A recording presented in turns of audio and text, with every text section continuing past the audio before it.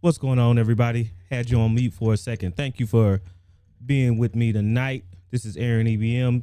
Just a pop-up stream. Just wanted to check out, see how everybody was doing. Nothing too good, nothing too big going on.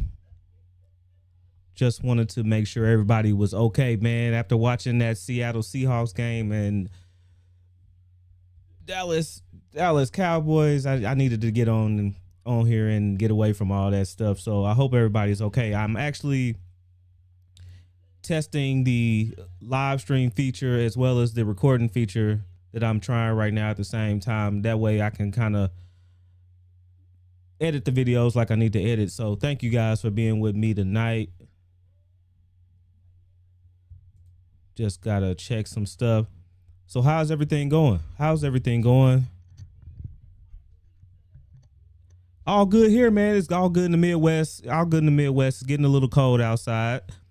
It's getting a little cold, and it's that time of year, so it should be getting cold. For the people who like this type of weather, the fall and winter season, this is definitely your time, and it is here. So I appreciate it. I appreciate you being with me. Number one, I appreciate you guys being here for as long as you have been with me. Right now, we're sitting at 556 subscribers. We had 557, but you know how that stuff drops on and drops off. So right now we're sitting pretty good. We're doing pretty good, man. I couldn't expect more. You know, the more you put in, the better things will be. So if you're doing this, if you got anything going on, especially in YouTube, or you're a content creator, keep being consistent. You know, don't don't do what I do and do what I say, but as you know, take my advice and be consistent and keep putting in the effort that you can put in, or do what you got to do and do what you need to do to continue to be consistent, because consistency is key.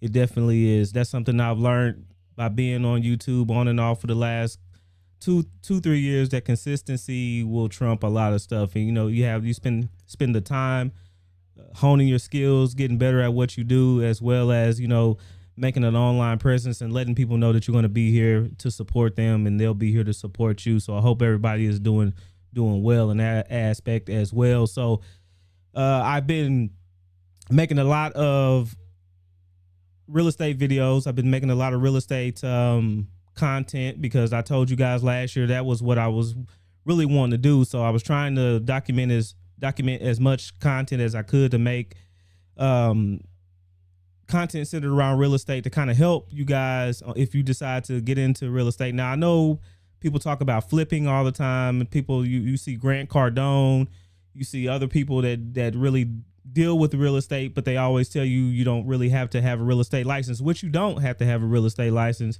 to do the things that Grant Cardone is doing. He's really a marketing kind of guy, kind of like Gary Vee. He builds businesses to scale, and the real estate is kind of like his side hustle. It's his side hustle thing. He just has mastered the ability to sell. And of course, if you're in real estate, that's what you're doing. But at the same time, they're really telling you that you learn this while you're in real estate school, is that you're not selling the actual property. You're not selling the property. You're just bringing sellers and buyers together and helping facilitate that sale. You can't really sell the property because you don't own the property. So you're really just kind of making sure the everything goes smoothly. Negotiations are where they need to be, and that's that. But if you're watching and you're wanting to deal and dabble in real estate, I'm just learning just like you guys, and I am giving you guys what I know, the stuff I've learned, by which, since I'm on the topic, excuse me, the barrier of entry. Now, there's a lot of things that, you know, a lot of people tell you. They tell you how to get your real estate license. They tell you what you need to do, how you need to study, the test that you need to take. But there are a lot of extra fees and more fees on top of your class, on top of your state and national tests, and like dues, like realtors dues, NAR, the National Association of Realtors, and as well as local and state dues that you might have to pay, and booth or office fees, and training fees. There's a lot of different fees that they don't really tell you when you get into real estate. And that's what I'm going to tell you in my next video. So if you like real estate, if you're new to real estate and you're trying to get into it, make sure you watch that next video. We're going to talk about the hidden fees of real estate. What can you expect, and how much, kind of ballpark, how much you can expect to have to spend, as well as how much you really comfortably will need going into it. Because, excuse me, if you're coming into it, most people will tell you, or you don't really know, or you don't really kind of pay attention to what is happening or the real estate field until you really start to put eyes on it. And most people in the real estate field aren't paid salary. Most people are paid commission. And when you're in real estate, even though you're working under a big brokerage or a small brokerage, you're not really working for them. You're just working under their umbrella. But you as yourself are your own entity. You're your own small business. And they don't tell you that until you really get in there and really learn what's going on. So just like you owning your own business, you're going to have to come up with signage, cards. You're going to have to be your own marketer. You're going to have to be your own social media brand. You're going to have to be your own brand. Even though you're working under, let's say, just throw a name out there like Century 21. Even though you're working for Century 21, you are under their tutelage, but you are actually your own entity, your own brand, and you are responsible for getting your name out there, marketing, and all of that. And if you don't know that, it kind of takes you, it kind of blindsides you if you don't really pay attention and you really don't know that. So that's something as well we're going to talk about. And if people want to really dive deep in that, that's going to be some more topic of discussion. So, excuse me. Just be aware that you are actually a small business. You're actually an entrepreneur when you get into real estate, more than likely. Now, there could be a time where you actually become, or you actually get into a position to where you're actually a paid salary person by that company, and that usually doesn't come until you have a lot of time under your belt, until you have a lot of experience. If you have a degree, some kind of degree in real estate, and you really know what you're doing, is when you get those kind of positions. But if you're wanting to make that big cash, you want to make that big name for yourself, really, this is the way you want to do it. Making your own name for yourself, getting out there, knowing, talking to people, and right now, having social media, a lot of social media being free, it couldn't be a better time to get out there and actually market and do this thing for yourself. So it's a journey. It's really a journey. Now, but tonight, like any other night, we kind of chill and lay back and just give a little talk. We are going to be talking about a little bit about parenting, a little bit about the whole T.I. situation and his son King, a lot of the stuff that I seen, a lot of the things as a parent myself that you go through. And if you have somewhat of a average or normal family, the things that can help make those situations better or easier, because everybody's situation is different. And what I really seen in that whole situation. Let me see, make sure I got that. Make sure I got that up. Get that off of there. Make sure I got. Now, make sure you can hear that. If you can't hear that, let me know when I start to play it. But if you see it right here, if you see the, let's go big screen real quick. If you see that right there, it says King cries because he wanted to be homeschooled, and pretty much T.I. wanted him to not coddle the young man, and most fathers don't want their kids to be coddled. But that's pretty much the gist of what you're seeing right here. Now, I don't like talking about actors and entertainers and all that stuff about what they do and how they raise their kids, because it's different. You know, they don't really fit the standard mold. They can get away with a lot of stuff that the average person can't get away with. So, but in the end or in the long run, they are regular people just like everybody else. So it's an interesting thing to look at. Make sure everything is all right. Let's play a little bit of this. You don't say when it's time for your career to start. Baby. No, you ain't put in the work. You don't know. You a child. But there's childs out there making more money than you. Children. See, that's why you need to be in school. You don't understand. You got I want to make a name for myself. You gonna make a name for yourself. You gonna make a name. Let him do what he doing. Don't You ain't put in enough work yet. I need my. So you can already see, like you already know this little guy he's been baby. I mean, of course, because he didn't. No parent wants their kid, especially if you come up from a rough situation or have a harder life. You don't want your kid coming up like you. That's the main goal of parenting. You know, the parent not just to pass on your DNA, not to just pass on your DNA, but to actually build something, or for your kids not to grow up, especially like you did. If you came up hard, you want them to kind of build or expand off of what you had and to actually elevate them. And so, of course, when you have the means and the ability to make sure that your kid doesn't have to go through the same things you went through, of course, you're not going to do that. And that's kind of what you're seeing now. But in that, of course, you know, if you have the life if you pass on a life of luxury to your kid that you didn't afford, of course, you didn't afford, of course, they kind of grow up in a way that is softer than the average person. And that's what you see here.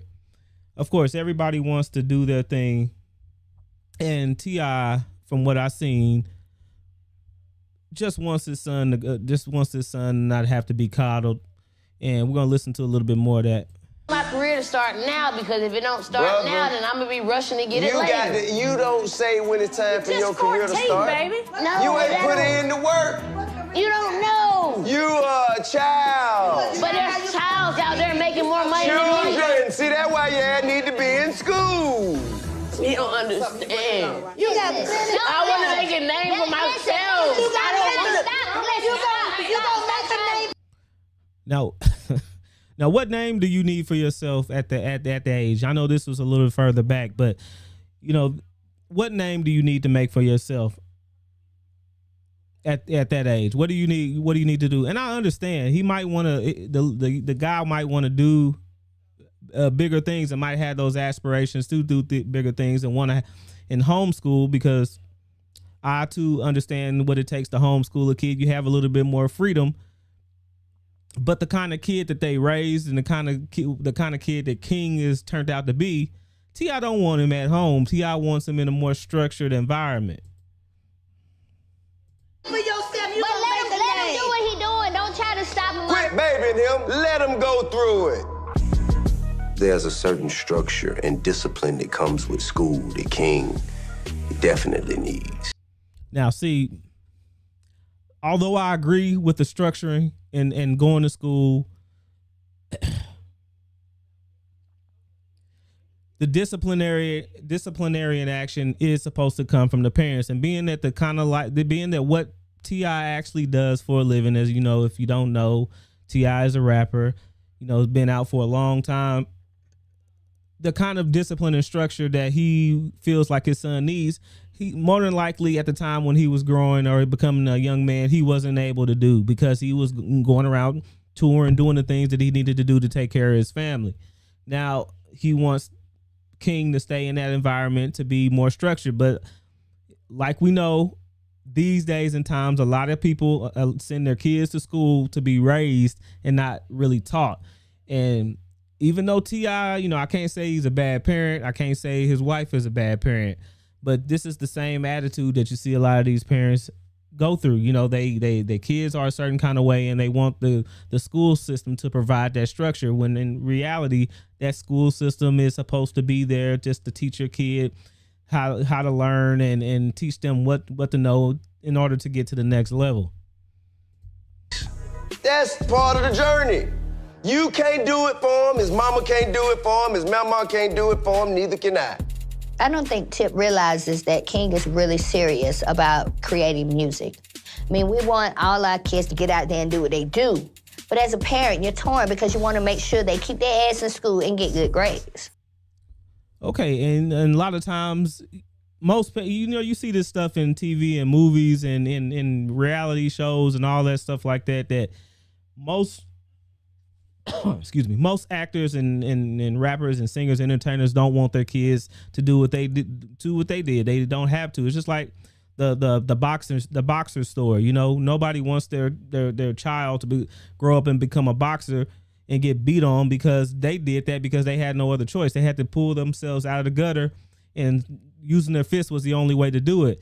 Now, your child is afforded this life that they don't have to do anything but go to school, learn, and have access to the best schools, the best tutors, the best everything. And of course, you don't want your child to have to forego that to be an entertainer, and because a lot of times the passion is not even there. They just want to do it because either you did it and they see what can come of it and not really love it, you know?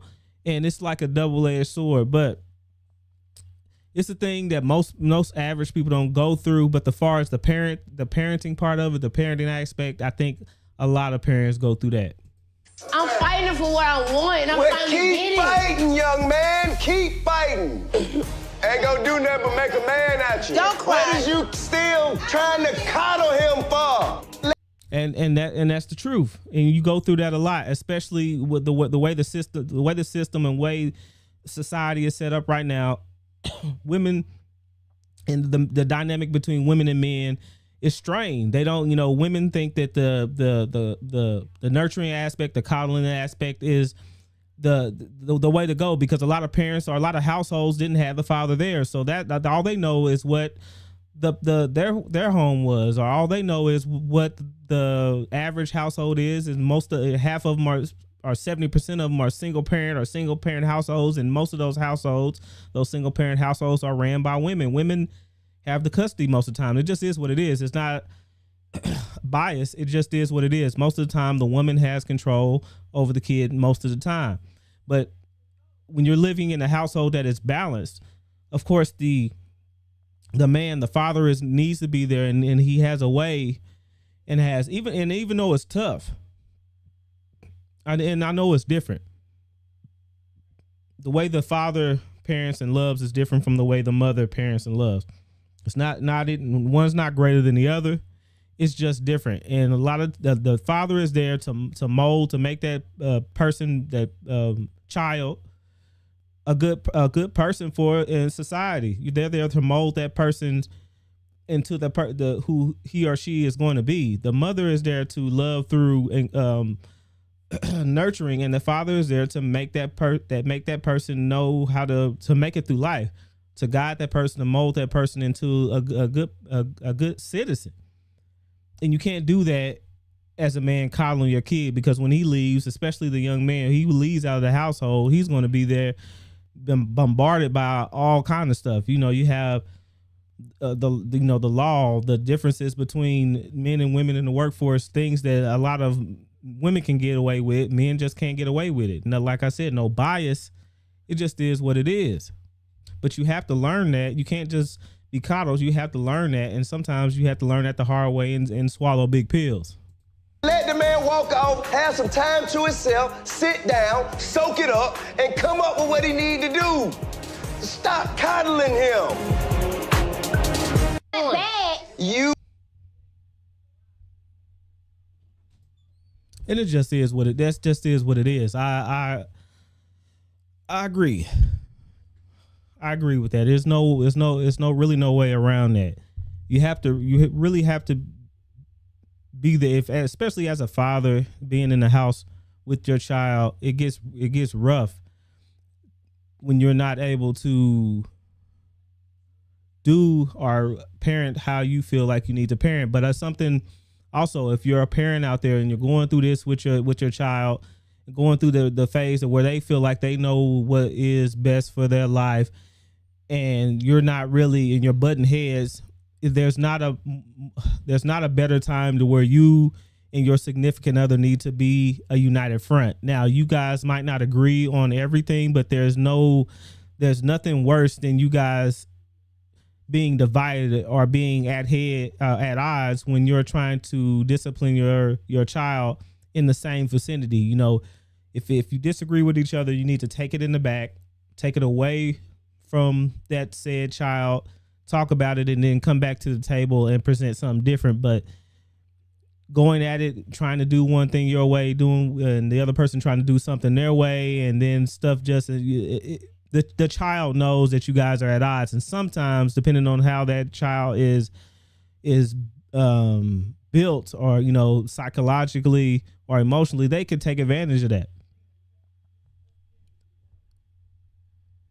Nope. And it's just very interesting. As a parent, it does get hard. It does, because you want what's best. You want what's best for that child. You want what's best for all of your children. And when they don't see that you want the best thing for them, it does get frustrating, you know, and breaking, you know, quote unquote, the generational curses, that a lot of us went through with our parents that were, you know, baby boomers, and some of us Gen Xers, trying to break those things that they thought at the time were the best, really the best thing for us. You know, some of that stuff really wasn't the best thing for us, and us trying to do something different, do something that is more balanced, do something that is not just, you know, corporal punishment, but at the same time, you know, nurturing that child and letting that child know that they are a human being as well. It gets frustrating when they don't appreciate the effort that you're putting in to transform the way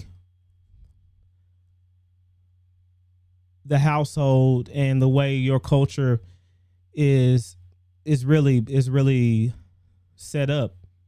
And no, as a parent, it gets overwhelming sometimes to have your child not really appreciate what you're trying to do. And I know this is no different. But the kid is a little spoiled. You know, a lot of our kids are spoiled like that. And it just comes with not wanting your child to suffer. And then some people take it to a whole nother extreme, to where they feel like, if, you know, I suffered, so you're going to have to suffer too. We can't give you everything. You got to suffer. And sometimes either way it goes, it's a little too extreme. I call it overcorrecting. You see that in a lot of single parent homes, and where women are raising young men, and the masculine energy or the masculine frame is not there for that child to learn, and they overcompensate by being extra rough or extra hard on their sons. And it's really something. It's really something, man. I guess it's not really good. It's just, I know parenting all the way around and all together is something really can be really special. It at the same time be really hard and really frustrating and really just taxing.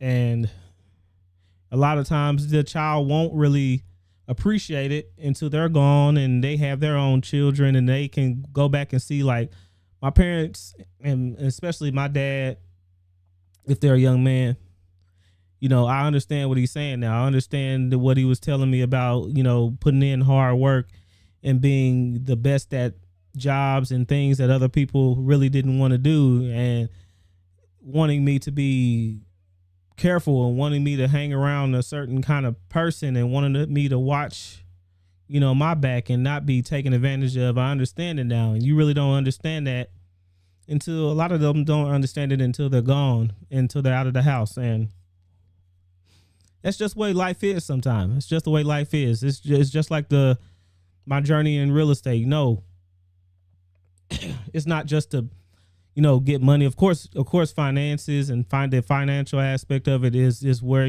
I want, and what most people want is to be free, to be the master of your own helm, and to have that freedom to make money the way you want to make it. But it's really to pass on something to your children that they can actually use. And even me seeing, I didn't really realize it until I really started to look, and especially looking at some of the people and some of the friends we know that started off in real estate a few years ago, that all of their children, had real estate licenses. I'm like, why do all their children have real estate license? And I know all of these kids didn't want to be in real estate, and that's okay. But if you start off young, you get the information in, you get the time in. You're able to, if your family has a brokerage, they're actually, those children actually have access to their same MLSs. They don't have to go out and be raked over the coals by all these other brokerages when they can share the family business. They can share the family MLS and actually become brokers at the age of 21 if they start at 18. They can be they can have their broker's license at 21, and be light years ahead of most people getting into the real estate in the midway through their careers, kind of like me. And they already have over a decade on most people. So even if they don't stay in the realm of real estate, they have that knowledge, they have the resume, they have the sales under their belt, and all of that going out into the field. That does nothing but good for them. That teaches them how to be responsible, teaches them how to make sales, talk to people. Communication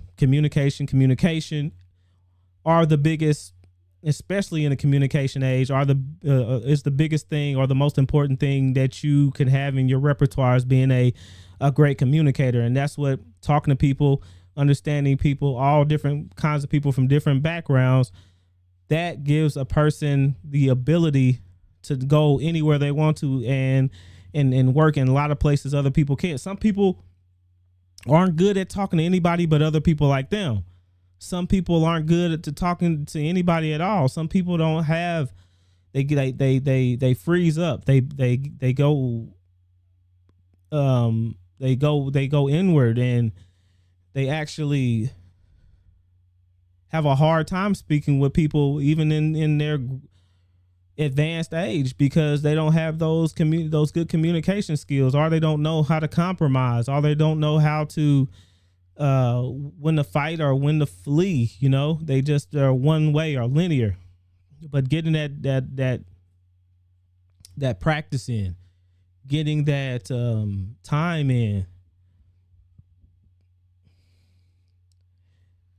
having that experience early is priceless. And it's all a part of wanting to build a legacy. It's all a part of wanting to actually live with intention and not just survive. It's all a part of that. It's all a part of that. Them being proud of you, and them understanding that you tried and you succeeded at doing the things that you needed to do as a man and as a woman for them. So it's just something that parenting and going on that your whole journey of understanding what it takes to stay there and stay intentional is a good thing. It's a wonderful thing. Make sure we don't have anybody in the chat. I don't think I have anybody in the chat.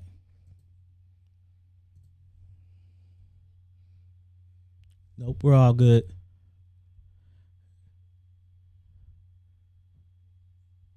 All right. Yep, we're all good. And I just appreciate you guys being with me again.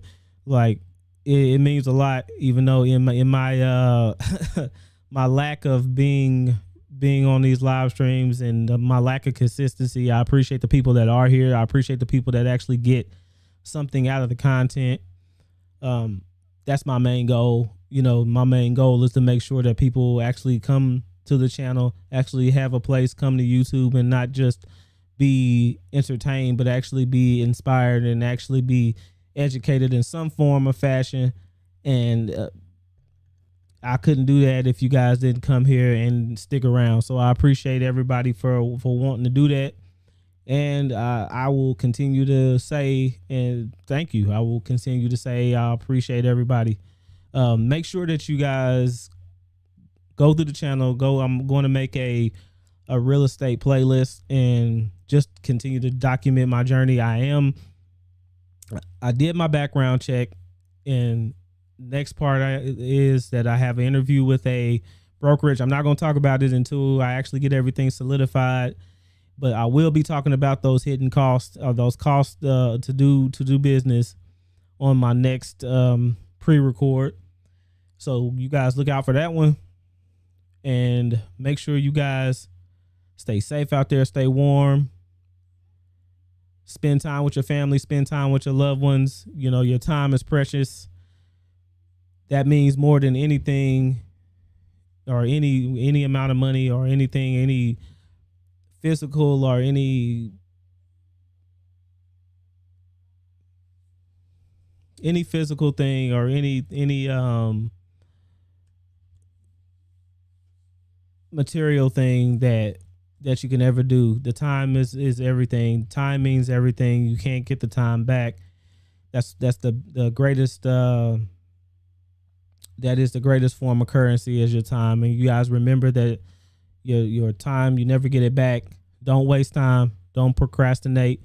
Continue to set healthy goals. Continue to make baby steps towards those goals. Get those things completed to get you to the next level. Even I have to push myself through procrastination, and it's hard sometimes because I'm not a super extrovert. I'm more of a introvert talking to you guys, so it gets hard sometimes to talk, and a lot of times I just got to get on here and talk when I'm at my lowest, or at my most, trying to make everything perfect for you guys here on YouTube. I will never do it because I always have things racing in my head or feeling like it's not good enough, and I know you guys are with me. If you understand that with me, that sometimes you feel like you have to be perfect, you have to have everything in line. Sometimes somebody's not going to like you, somebody's not going to like the way you're speaking, somebody's not going to like the way you look. It all goes through your head, but in the end of the day, nobody can take away your voice, nobody can take away your message, and you are the only person that can give the message like you can give them.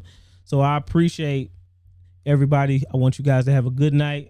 Until next time, everybody. Peace.